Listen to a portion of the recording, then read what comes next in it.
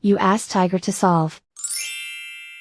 This deals with linear equations with one unknown. The final result is x equals 35/3. Let's solve it step by step. Simplify the expression. Multiply the fractions. Expand the parentheses.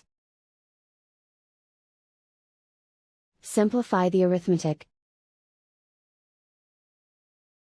Break up the fraction. Find the greatest common factor of the numerator and denominator. Factor out and cancel the greatest common factor. Swap sides.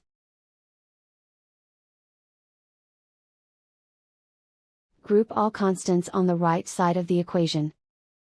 Subtract 3 from both sides. Simplify the arithmetic.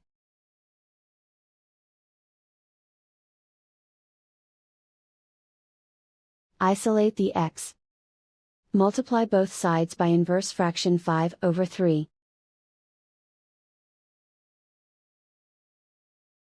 Group like terms. Multiply the coefficients. Simplify the fraction. Multiply the fractions. Simplify the arithmetic. And so the final result is x equals 35/3.